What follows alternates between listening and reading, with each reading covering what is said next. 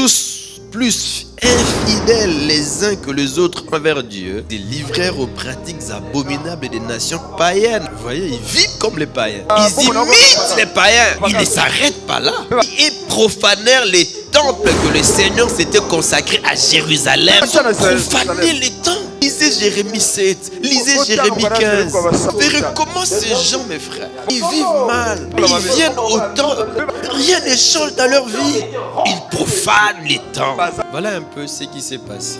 Le peuple rebelle à Dieu. Dieu les livre au pire. Ils vont en captivité. Là, ils vont prendre conscience de leurs péchés, de leurs fautes. Reviennent à Dieu. N'oubliez pas ce que dit la Bible. Lorsque quelqu'un revient à Dieu, est-ce que Dieu l'abandonne? Qu'est-ce que Dieu fait? Dieu aussi revient.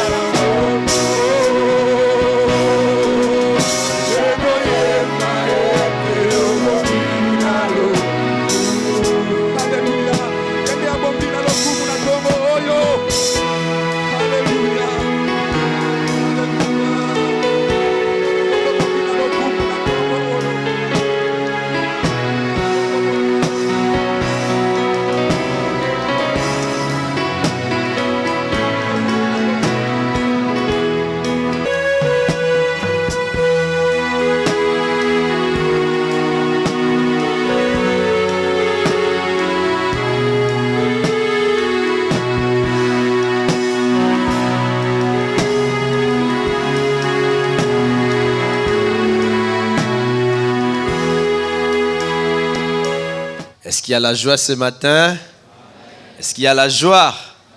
Gloire à Dieu, gloire à Dieu. Je voudrais ce matin plonger nos regards dans 2 Chroniques, chapitre 36. Du 11e au 21e verset. À la maison, nous pouvons lire tous les chapitres. Tous les chapitres. Et nous pouvons aussi, à la maison, lire Esdras, chapitre 1, Esdras, chapitre 2 et quelques textes du prophète Jérémie que je nous proposerai ici. Israël après l'exil, c'est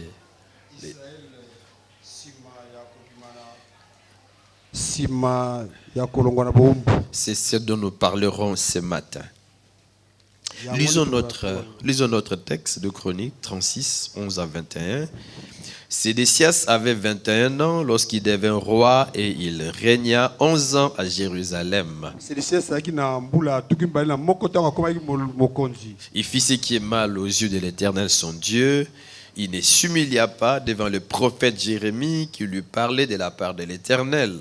Il se révolta même contre le roi Nebuchadnezzar ou Nabuchodonosor, alors que celui-ci lui avait fait prêter serment au nom de Dieu. Il se montra réfractaire et endurcit son cœur au lieu de revenir à l'Éternel et Dieu d'Israël. Tous les chefs des prêtres et le peuple multiplièrent eux aussi les infidélités en imitant toutes les pratiques abominables des nations. Ils rendirent impure la maison de l'Éternel, celle qu'il avait consacrée à Jérusalem. Verset 15. L'Éternel, le Dieu de leurs ancêtres, leur envoya très tôt et sans se lasser des messagers, car il voulait épargner son peuple et sa propre demeure, mais ils se moquèrent des messagers de Dieu, méprisèrent ses paroles et rirent de ses prophètes jusqu'à ce que la colère de l'Éternel contre son peuple devienne sans remède. Verset 17. Alors l'Éternel fit monter contre eux le roi des Babyloniens et il tua leurs jeunes gens par l'épée dans leur sanctuaire. Il n'épargna ni le jeune homme, ni la jeune fille, ni l'ancien, ni le vieillard. Il livra tout entre ses mains. Nebuchadnezzar emporta à Babylone tous les ustensiles de la maison de Dieu, grands et petits, les trésors de la maison de l'Éternel et ceux du roi et de ses chefs. Les Babyloniens brûlèrent la maison de Dieu, démolirent les murailles de Jérusalem, livrèrent au feu tous ses palais et détruisirent tous les objets précieux. Nebuchadnezzar exila à Babylone ceux qui échappèrent à l'épée et ils lui furent asservis à lui et à ses fils, jusqu'à ce que le royaume des Perses prenne le pouvoir. Ainsi s'accomplit la parole de l'Éternel prononcée par Jérémie, jusqu'à ce que les pays aient compensé ses sabbats. Durant toute la période où il fut dévasté, il se reposa jusqu'à la fin des 70 ans. Amen. Amen. À un moment donné de leur vie, les Juifs étaient allés en captivité en Babylone. Le roi de Babylone donc est venu les prendre par la force et les amener chez lui comme des captifs. Et Dieu a permis cela parce que leur cœur était détourné de lui. Malgré ses incessants appels à la repentance, Dieu passait par ses prophètes, par ses serviteurs, pour aider son peuple à revenir à lui. Donc malgré ses incessants appels à la repentance, Israël n'est pas revenu à Dieu. Ils ont endurci, les Juifs ont endurci leur cœur. Et le roi de Babylone est venu, les a pris de force, les a amenés à Babylone. Et tout s'est passé comme nous avons lu dans 2 Chroniques 36. J'aimerais revenir sur chaque verset de ces textes pour voir comment le chroniqueur essaie de nous expliquer les raisons et le comment de l'exil.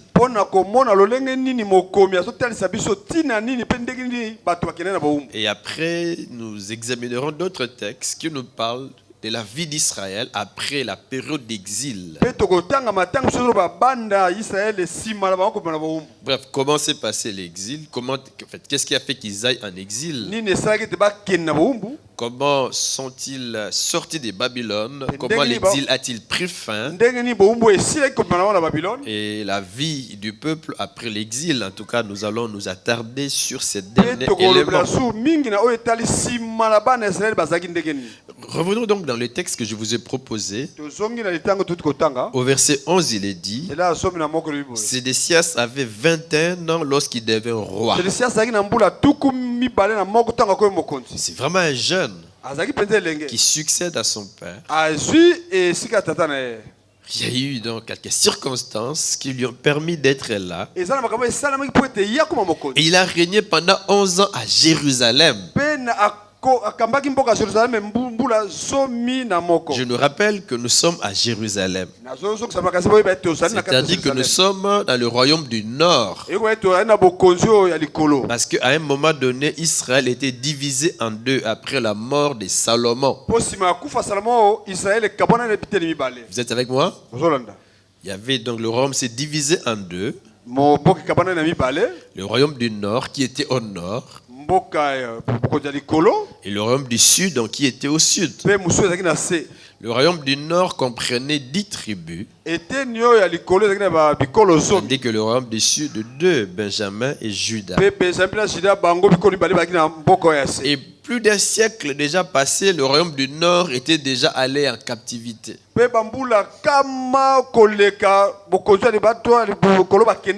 Déjà, ils sont en exil depuis plus d'un siècle alors que nous lisons ici. Et maintenant, c'est le royaume du Sud qui est dévasté. Le royaume du Sud qui part au fait en exil. Dans le royaume du Sud, il y a combien de tribus? Il y a combien de tribus? 2 tribus qui sont restés fidèles à Dieu. Il n'y avait que les fils de David qui régnaient sur le trône. Alors, et le dernier roi, c'est Sédécias. Comment Sédécias va-t-il se comporter? Le verset 12 dit ceci: Il fit ce qui est mal aux yeux de l'Éternel, son Dieu. Sa vie n'était pas bonne devant Dieu. Sa marche n'était pas droite. En tant que roi, il devait montrer l'exemple. En tant que roi, il devait collaborer avec le prophète pour que le peuple s'attache à Dieu et à sa loi. Ézéchias ne l'a pas fait. Il fit ce qui est mal aux yeux de l'Éternel, son Dieu. Le verset 12 ajoute en disant: Il ne s'humilia point devant Jérémie le prophète, qui lui parlait de la part de l'Éternel. Jérémie était donc la bouche de Dieu au sein d'Israël. Mais le roi n'entendait pas ce qui venait de Jérémie. Très malheureux. Très malheureux. Verset 13. Il se révolta même contre le roi Nebuchadnezzar, qu'il avait fait jurer par le nom de Dieu. Et il raidit son cou et endurcit son cœur au point de ne pas retourner à l'Éternel et Dieu d'Israël. J'aime la version française courant qui traduit la dernière partie en disant: il s'entêta, refusant catégoriquement de revenir au Seigneur. Catégoriquement. Volontairement, il refusa et jura de ne pas revenir à Dieu. Il s'entêta, refusant catégoriquement de revenir au Seigneur. Vous pouvez voir comment Jérémie déteste tout cela dans Jérémie 21, chapitre 21. Jérémie chapitre 27, chapitre 34, 37 et 38. Jérémie venait livrer la parole de l'Éternel à Sédécias.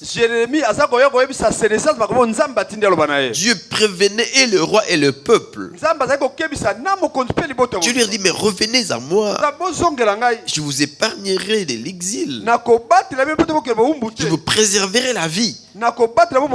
Mais et le peuple et le roi ont fermé leurs oreilles.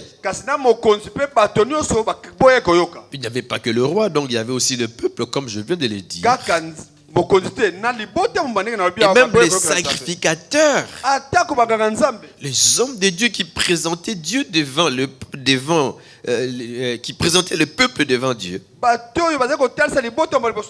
Le verset 14 dit ceci. Tous les chefs des sacrificateurs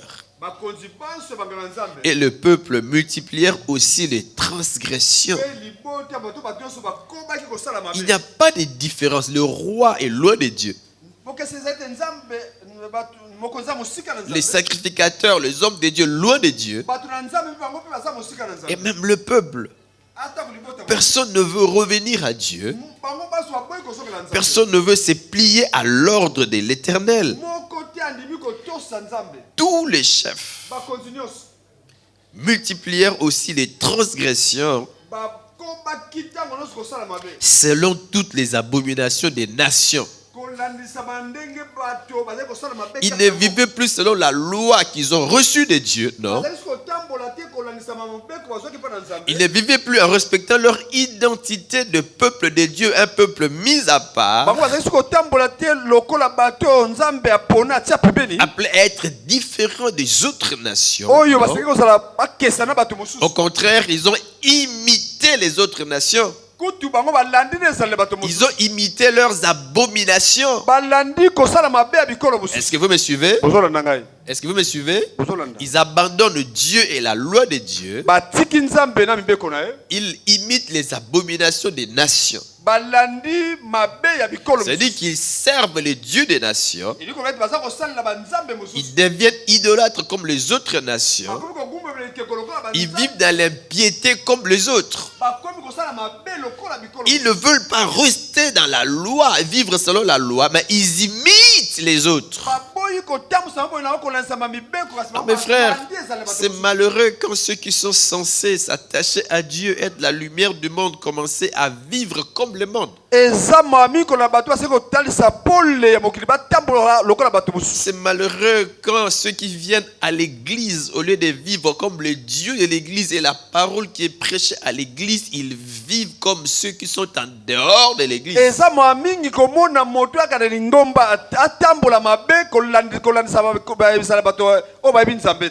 Est-ce que vous êtes avec moi?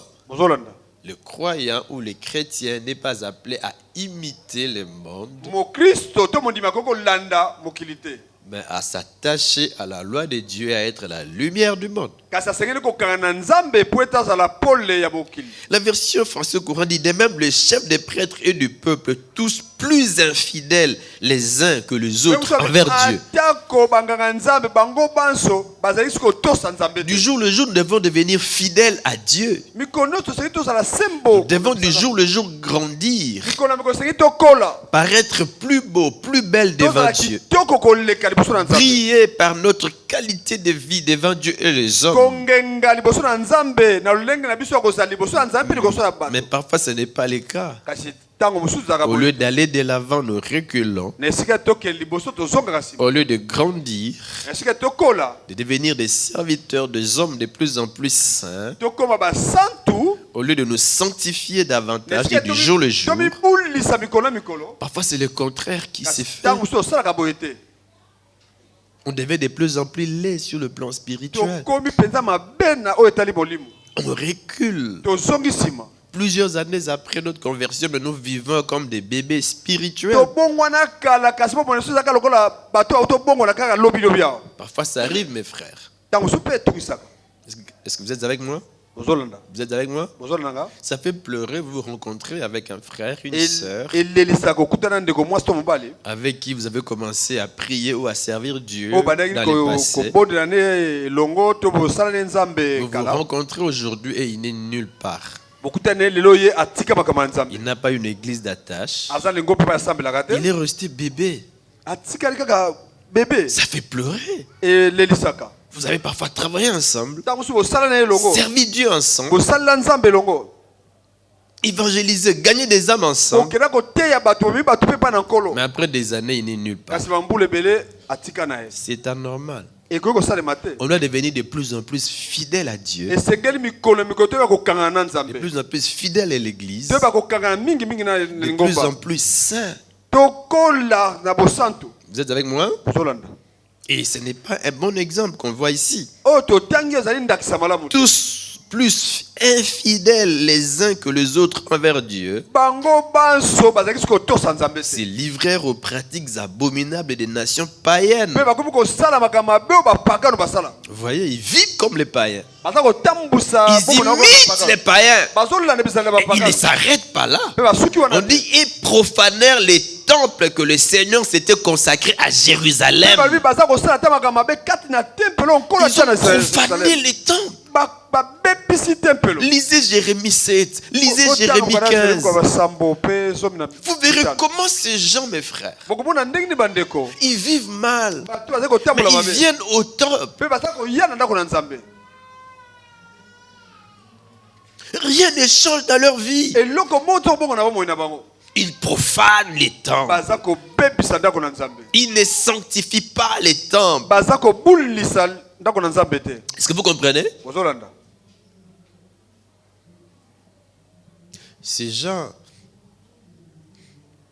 avaient une religion d'apparence, une piété d'apparence. Piété d'apparence. Jérémie leur dit, mais toute la semaine, vous vivez loin de Dieu.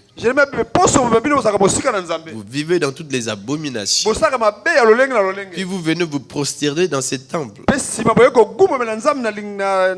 C'est profaner les temples. Parce que parfois, l'on croit que quand on vient à l'église, qu'on est forcément saint, qu'on craint forcément le Seigneur.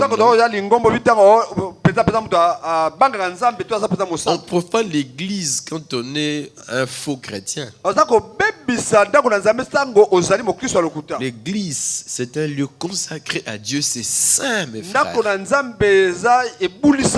Alors quand on vient à l'église, mais l'on sait que l'on vit loin de Dieu, on profane l'église. Est-ce que je me fais comprendre? Nous devons être vrais. Je dis que je suis chrétien, je vis réellement comme un chrétien. Je ne suis pas encore marié, et bien je me garde pur, je ne vis pas en concubinage avec... Non. Je ne cherche pas à vivre comme un mari alors que je ne suis pas encore un mari. Mais l'église parfois est pleine de gens pareils. Non mariés. Mais ils vivent comme des maris. À l'église, ouvrier, serviteur, mais il vit comme un mari alors qu'il est célibataire. Ouvrier, serviteur, marié mais infidèle à son épouse, infidèle à son mari. Et on s'est dit chrétien, on s'est dit serviteur, on s'est dit pasteur. C'est une abomination. Quand on vient à l'église et quand on vient servir tout en sachant que l'on vit mal, on profane l'église. Est-ce que je me fais comprendre? Ces gens profanaient les temples. J'ai dit qu'ils avaient une religion, une piété d'apparence.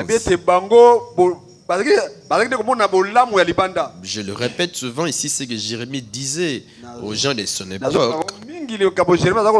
Parce que ces gens disaient, nous avons les temples. Jérémie leur disait, bien Dieu va détruire ces temples. Ils disent, nous avons les temples. Bon, je vais y revenir tout à l'heure. Mais du moins, Jérémie leur dit, mais vous profanez les temples. Vous êtes attachés au temple, mais votre cœur n'est pas attaché au Dieu du temple de Jérusalem. Donc ces gens n'ont pas seulement imiter les abominations des nations, en cherchant à vivre comme les nations, en cherchant à adorer les dieux des autres nations, mais ils ont aussi profané les temples. Donc d'un côté, ils vont dans les temples des idoles, et de l'autre, ils reviennent dans les temples des dieux. Donc ils profanent les temples. D'un côté, ils vivent mal, et de l'autre, ils viennent prier Dieu, les dieux qui est contre le mal dans les temples. Et Dieu n'était pas content. Je relis le verset 15. Dans le verset 14, les chefs des prêtres, les peuples, multiplièrent aussi les transgressions selon toutes les abominations des nations. 2. Ils profanèrent la maison de l'Éternel qu'il avait sanctifiée à Jérusalem. Une maison qui était sainte mais qui est profanée.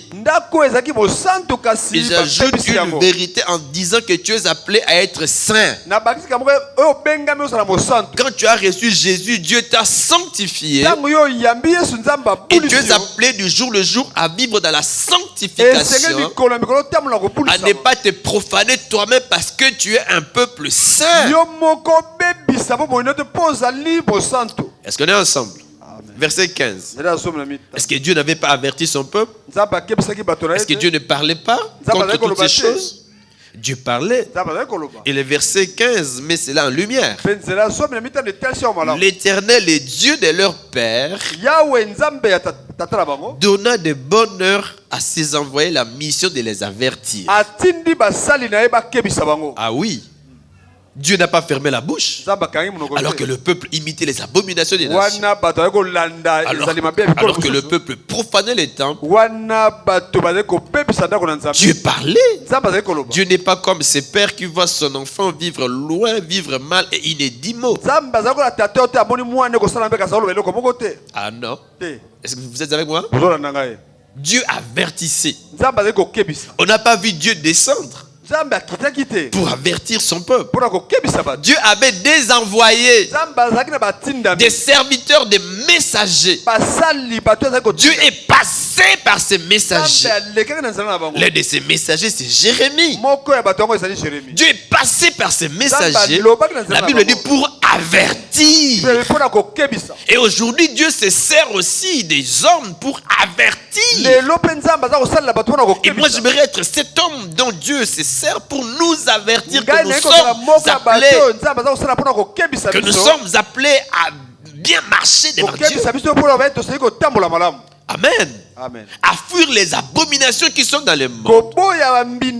À être différent de ceux qui ne connaissent pas Dieu. Et à ne pas profaner les temples. Ce sont des chrétiens vrais.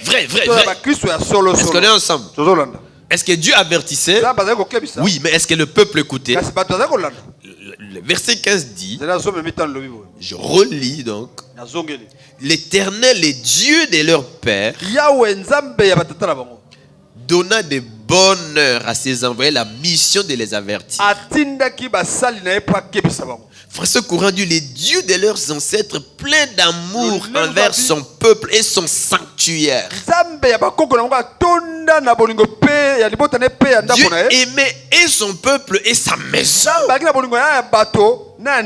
À cause de son amour pour son peuple et à cause de son sanctuaire, Dieu les avertissait. La Bible dit car il voulait épargner son peuple et sa propre demeure. Oui, son peuple et sa demeure, sa maison, son temple. Il envoya à maintes reprises des messagers leur parler de sa part. Amen. Amen. Que Dieu parle toujours, mes frères. Et Dieu parlait. Il dit attention. Si vous continuez comme ça, je vous punirai. Vous serez détruits. Et même le temple sera détruit. Mais Dieu veut épargner son peuple. Et Dieu veut épargner sa maison qu'il a sanctifiée. Alors comment ce peuple va-t-il... Quelle était la réponse du peuple aux réactions de Dieu? Dieu avertissait son peuple comment? Est-ce que Dieu était descendu lui-même? On l'a vu, on a vu Dieu descendre pour parler. Dieu est passé par ses messagers. Dieu est passé par ses envoyés. Et j'ai dit qu'aujourd'hui aussi Dieu nous parle par ses envoyés. Par les hommes qu'il a établis sur nous. Mais quelle est notre réponse lorsque Dieu nous parle? Quelle était la réponse de ces peuples? Verset 16. Mais ils se moquèrent des envoyés de Dieu. Est-ce que vous suivez? Ils se moquèrent. Ah, ils ne se sont pas arrêtés là. Deuxième attitude. Ils méprisèrent ses paroles. Est-ce que vous suivez? Troisième attitude. Troisième réponse. Ils se raillèrent de ses prophètes. François Courant dit ils bafouèrent les messagers de Dieu. Négligèrent les paroles de Dieu. Se moquèrent des prophètes. Vous savez, quand Dieu nous parle, ce qu'il attend de nous, c'est que nous nous conformions à sa parole, à ses avertissements. La réaction que Dieu attend de nous lorsqu'il nous parle, si nous étions loin de lui, que nous revenions, que nous nous repentions. La Bible dit revenez enfants rebelles.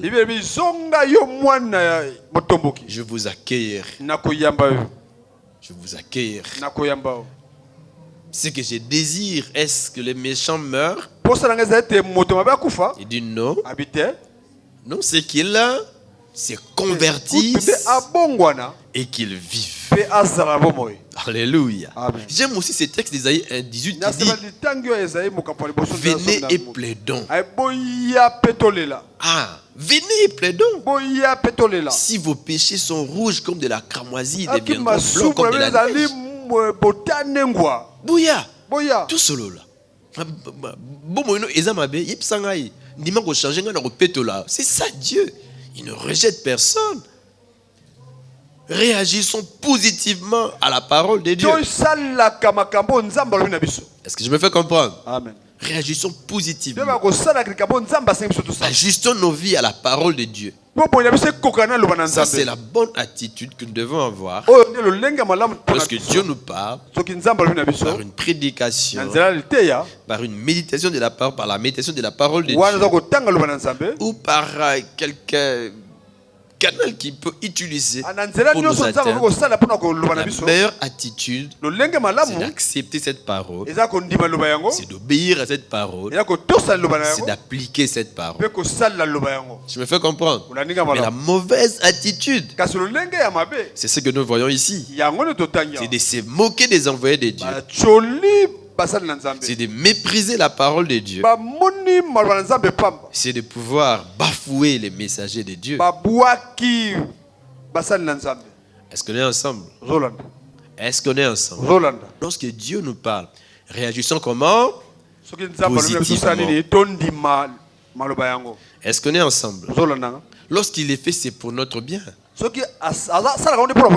pour nous prévenir même de certains dangers. Et ici, les dangers étaient imminents. Ils se moquèrent, ils méprisèrent, ils se raillèrent de ses prophètes, jusqu'à ce que la colère de l'Éternel contre son peuple devint sans remède. Sans remède. Dieu est patient. En tout cas, Dieu est patient, n'est-ce pas vrai? Il est patient. C'est le Dieu de grâce. C'est le Dieu miséricordieux. Il est patient. Mais à un moment donné, lorsqu'il ferme la porte, c'est fini. Je me rappelle à un moment donné, on suivait des cours en ligne. En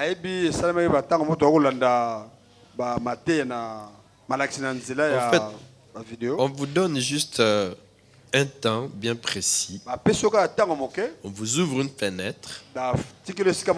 Vous pouvez entrer, télécharger des livres, télécharger des leçons, télécharger des devoirs. Mais après ce délai, c'est fini. La fenêtre se referme. Vous ne pouvez plus télécharger ni livres ni devoirs. C'est fini. On vous a laissé tout le temps. Mais parfois les gens n'en profitent pas. Mais lorsque l'on ferme la fenêtre, c'est fini. C'est pareil aussi avec Dieu. Dieu est patient. Un jour, Dieu va dire non, c'est fini. Est-ce que vous êtes avec moi? Au temps de Noé, vous le savez. La porte de l'arche était ouverte. La porte était ouverte. Noé demandait aux gens d'entrer. Entrez. Il va pleuvoir. C'était pas une expérience de leur époque de voir la pluie, mes frères. Ils prenaient Noé pour un aventurier. Jamais, il y a un cantique qui dit, mais Noé, tu n'es pas... Est-ce qu'il n'y a pas quelque chose qui te dérange là-bas, Noé? La pluie va tomber, Noé. Et on doit entrer là-bas. On le prenait pour un fou. Mais lorsque le déluge allait commencer, Noé a fermé la porte. C'est ça? C'est Noé qui a fermé la porte? Qui a fermé la porte? Donc même si l'un des fils de Noé était resté dehors, qui venait frapper, papa, papa, je meurs ici dehors. Mon fils, ce n'est pas moi qui ai fermé la porte, c'est Dieu. Je t'aime, s'il ne s'agissait que de moi. Si ça ne dépendait que de moi, je pouvais t'ouvrir, mais ce n'est pas moi. N'est-ce pas vrai? Qui a fermé la porte? C'est Dieu, mes frères. Ça signifie que Dieu n'est plus le Dieu d'amour. Un grand nombre était dehors en train de périr. Un grand nombre s'est noyé dehors. Pourquoi Dieu n'a-t-il pas ouvert la porte? Sa patience était déjà à sa limite. Un jour aussi, Dieu en fait sera, sa patience sera à sa limite. Est-ce qu'on est ensemble? C'est maintenant que nous devons nous détourner de tout et revenir à Dieu. Oui, Lélo, je veux dire ça, les gars. Lélo, le roi a dit que so Koufi va ressembler à Ponayo. Au longwe, ce qui n'a. C'est pas l'ifelo. Au longwe, na place à moto, place à mabé, aucun na paradiso. Ce que Koufi est sili. Vous voyez que nous avons mis au bon les montées, et c'est sili. Est-ce que je me fais comprendre? C'est maintenant que nous sommes en vie que la porte est ouverte. Que la fenêtre est ouverte. C'est maintenant que nous devons changer. Et Dieu, j'ai dit que, au fait, il y avait des incessants appels de Dieu à la repentance vis-à-vis de son peuple. Celui-ci était resté incrédule, avait fermé son cœur. Et la colère de Dieu devint sans remède.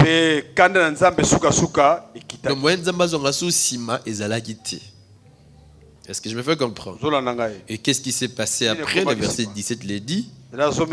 Alors l'Éternel fit monter contre eux qui? Le roi des Chaldéens. Alors qu'avant, il leur disait, je veux vous épargner de tout cela. Je vous protégerai contre ces rois si vous revenez à moi. Est-ce qu'ils ont écouté? Non. Mais maintenant, l'Éternel fit monter contre eux qui? Donc le roi des Chaldéens devient l'instrument entre les mains de Dieu, la chicotte pour fouetter son peuple. Dieu permet que ce roi païen vient détruire son peuple, à lui, son peuple. Et de manière pratique, qu'est-ce que ce roi a fait? Qu'est-ce qu'il a fait? Mes frères, il y a 5 actions ici. La première, on dit qu'il tua par l'épée leurs jeunes gens dans la maison de leur sanctuaire.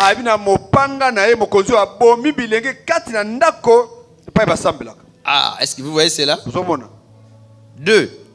Au fait, ce texte continue en disant il n'épargna ni le jeune homme,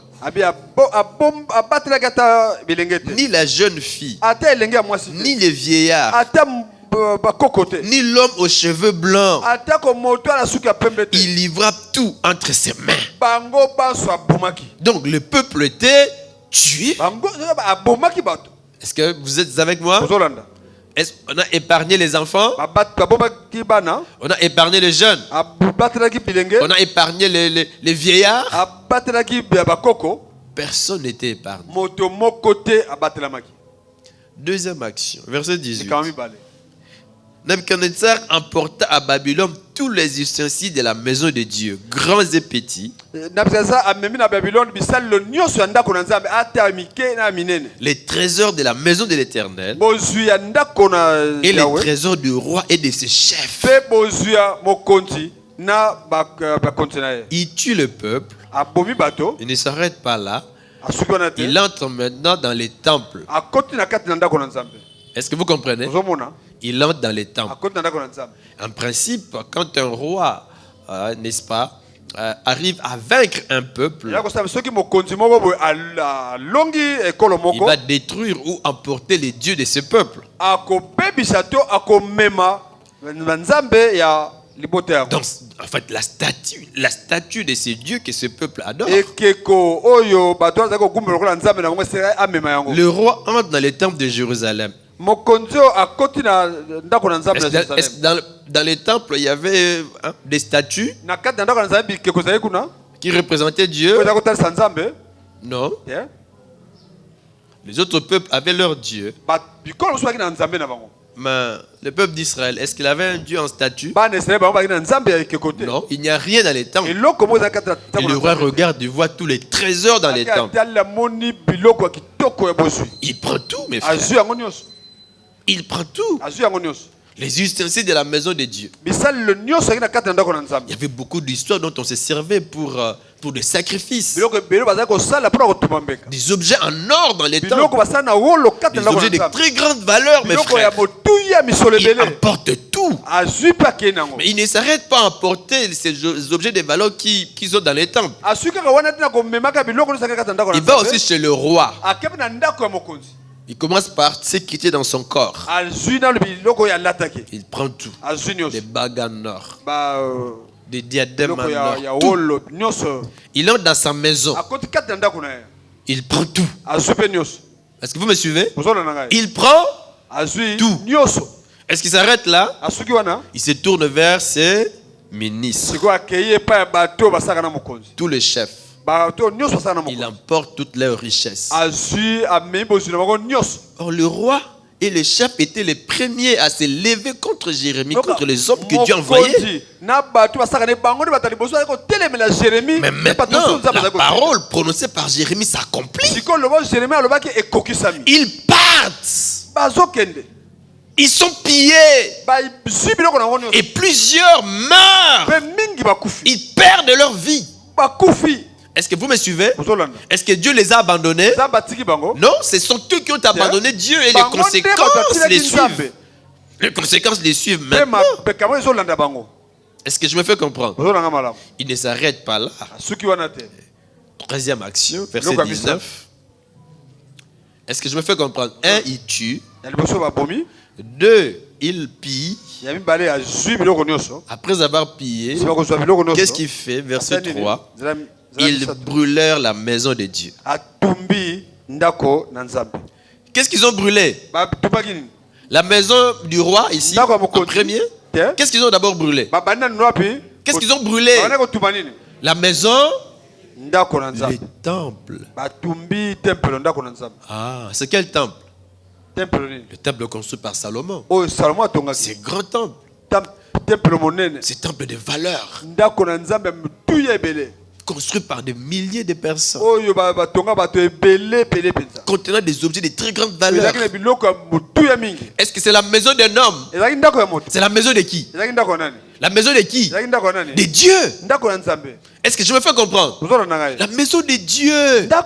Dieu permet que sa maison soit pillée. Dieu.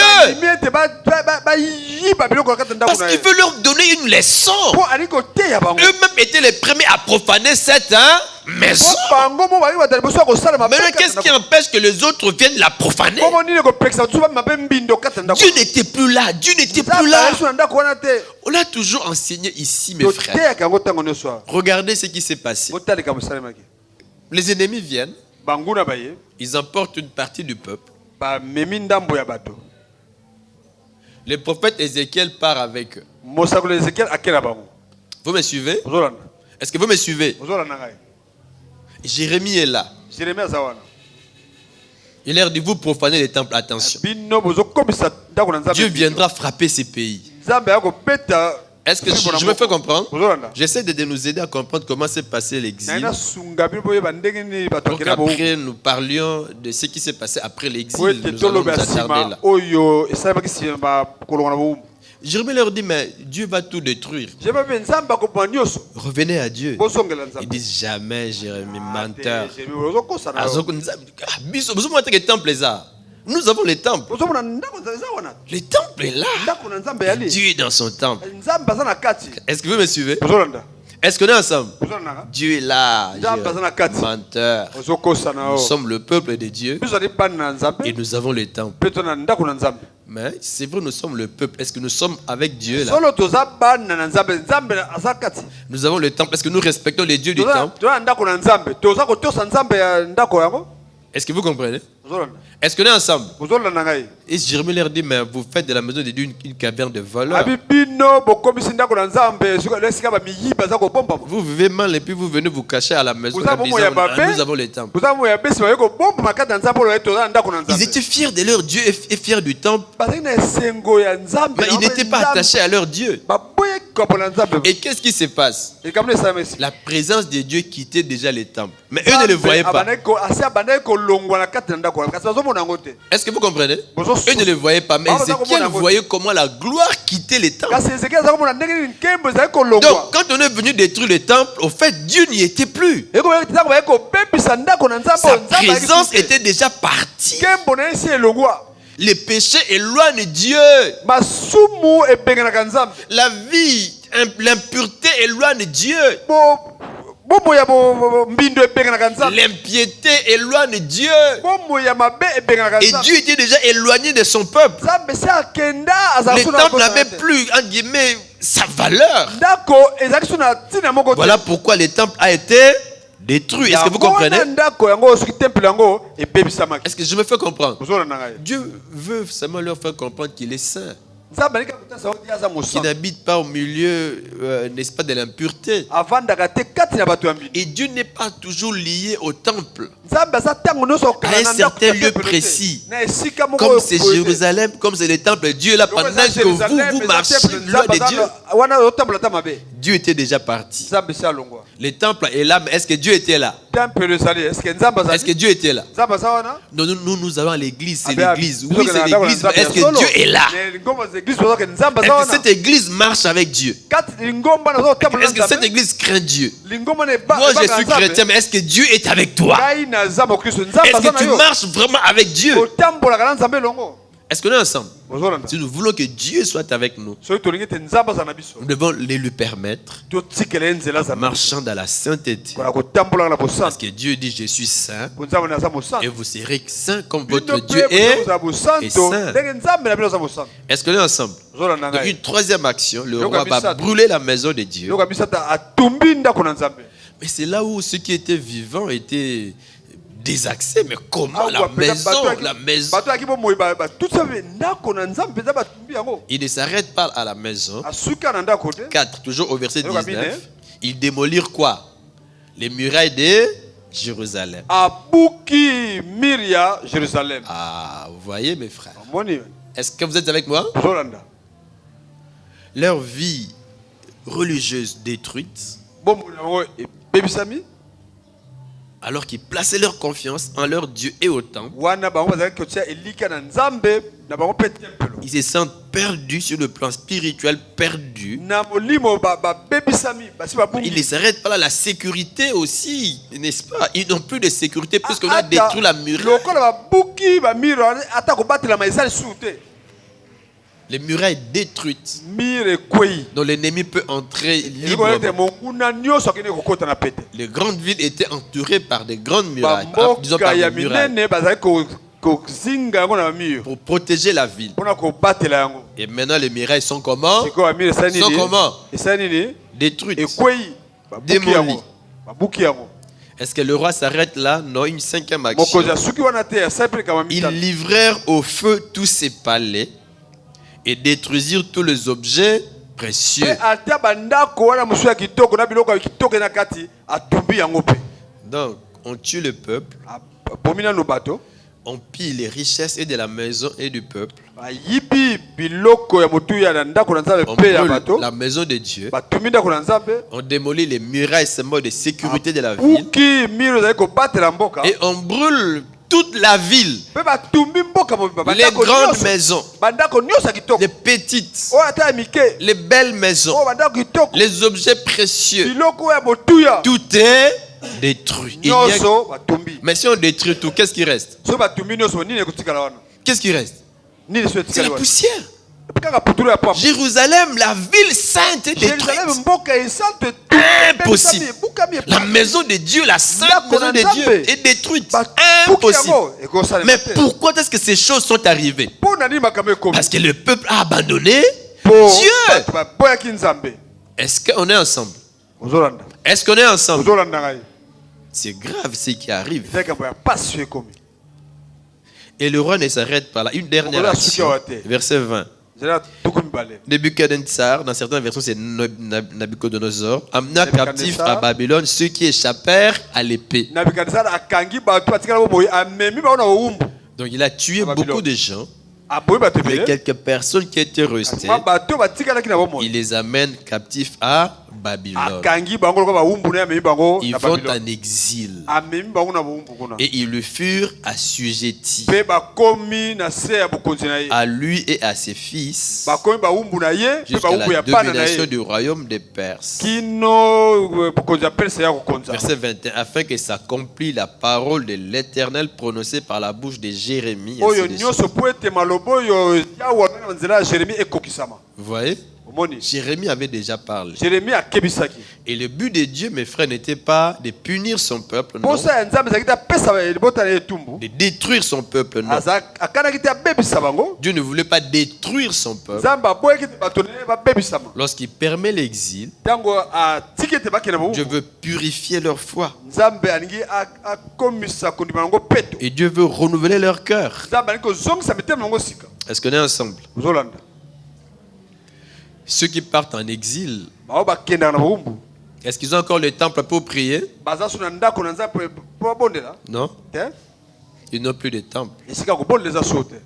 Mais c'est là où ils commencent à réfléchir. Nous comptions sur le temple. Le temple est détruit. Nous comptions sur le muraille pour nous protéger. Les murailles n'ont pas pu nous protéger. Pourquoi ces choses nous sont-elles arrivées? Ils ont compris en disant oui, nous avons réellement abandonné les seigneurs. Et ils comprennent que Dieu n'est pas seulement lié au temple et à Jérusalem. Ils comprennent que même là où ils sont, Dieu aussi est avec eux. Il peut les écouter. Alors ils commencent à se retrouver dans des maisons pour prier, pour chercher leur Dieu. Ils commencent à se retrouver dans des synagogues à 8, à 10. quelques personnes, quelques familles, pour chercher Dieu. En fait, là-bas, ils reviennent à Dieu. Nous étions seulement attachés au temps, mais même ici, nous croyons que Dieu est avec nous. Ils commencent à chercher Dieu. Ils commencent à marcher selon Dieu. Et même à vivre de manière différente des Babyloniens. Il dit non, nous sommes un peuple à part. Ils le comprennent maintenant. Nous sommes un peuple à part. Est-ce qu'on est ensemble? Donc là, leur foi a été purifiée. Et ils vont retourner à Dieu. Ils vont retourner au culte du vrai Dieu. Mais ils ont compris cela plus tard. Amen. Voilà un peu ce qui s'est passé. Un peuple rebelle à Dieu. Et Dieu les livre pire. Ils vont en captivité. Et c'est là où ils vont prendre conscience de leur péché, de leur faute. Ils reviennent à Dieu. Et n'oubliez pas ce que dit la Bible. Lorsque quelqu'un revient à Dieu, est-ce que Dieu l'abandonne? Qu'est-ce que Dieu fait? Dieu aussi revient. Alléluia. Amen. Revenez à moi, enfants rebelles. Qu'est-ce que je ferai? Je vous accueillerai. Et Dieu est revenu, mes frères. On va s'arrêter ici et on va continuer après. Lisons Esdras chapitre 1 du 1er au 7e verset. Et on va s'arrêter ici. Qu'est-ce qui va se passer maintenant alors que le peuple est revenu à Dieu là en exil? Je lis le verset 1 et suite. La première année de Cyrus, roi de Perse, afin que s'accomplisse la parole de l'Éternel prononcée par la bouche de Jérémie. Jérémie avait dit: vous irez en captivité pendant 70 ans. Puis je viendrai pour visiter. Pendant ce temps, le peuple revenu à Dieu. Et 70 ans après, Dieu est venu. L'Éternel réveilla l'esprit de Cyrus, roi de Perse, qui fit faire des vives voix et par écrit cette publication dans tout son royaume. Un roi païen qui dit au verset 2: ainsi parle Cyrus, roi de Perse, l'Éternel, le Dieu des cieux, m'a donné tout le royaume de la terre. C'est un roi païen qui parle ici. Est-ce que vous comprenez? M'a donné quoi? Tout le royaume de la terre, et m'a commandé de lui bâtir une maison à Jérusalem en Juda. Comment se trouve cette maison? Pardon? Pardon? Brûlée, démolie, la poussière. Mais Dieu dit: tu me bâtiras une heure. Et Cyrus est allé là-bas, non? Verset 3. Qui d'entre vous est de son peuple? Qui? Parce qu'il y avait beaucoup de peuples là en déportation. Que son Dieu soit avec lui et qu'il monte à Jérusalem en Juda et bâtisse la maison de l'Éternel et Dieu d'Israël. C'est le Dieu qui est à Jérusalem. Verset 4. Dans tout lieu où séjournent des restes du peuple de l'Éternel. C'est vrai que Belé Bakoufa, mais Ndambo Batikala, ceux qui bazali. Bozolanda, ceux qui bazali. N'est-ce pas? Les gens du lieu leur donneront de l'argent, de l'or, des effets et du bétail avec des offrandes volontaires pour la maison de Dieu qui est à Jérusalem. Verset 5. Version français courant. Les chefs de famille des tribus de Juda et de Benjamin. Je vous ai dit que nous sommes dans le royaume du sud, composé de deux tribus, Juda et Benjamin. Maintenant, on dit les chefs de famille de ces deux tribus, les prêtres et les lévites, Et tous ceux à qui le Seigneur avait inspiré les désirs d'aller reconstruire son temple à Jérusalem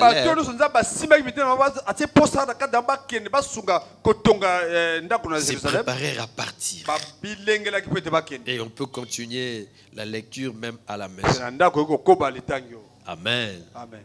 Mes frères, vous savez que Dieu peut se servir de l'épreuve pour épurer notre foi.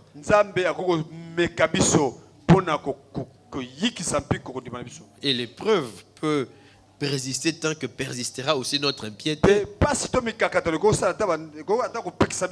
Oui. Dieu peut permettre que l'épreuve vienne dans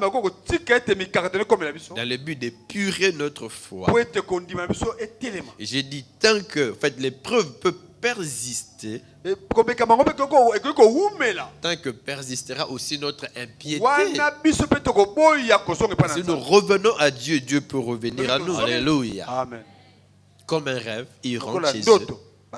Mais maintenant, comment sera la vie après l'exil? C'est ce que nous allons commencer à examiner à partir du dimanche prochain. Israël après l'exil. Alors qu'ils rentrent, quelle sera leur vie, leur défi à Jérusalem? Retenons que nous devons être vrais. Vrai. Être vrai. Est-ce qu'on peut courber nos têtes dans la prière? Nous croyons que toute cette semaine, nous verrons ta bonne main sur nous, pour nous diriger, pour nous protéger et pour nous bénir.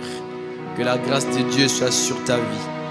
Que toute cette semaine, Dieu te fasse du bien et encore du bien à toi, à ta famille et à tes projets. Au nom de Jésus, bon dimanche à tous. Merci.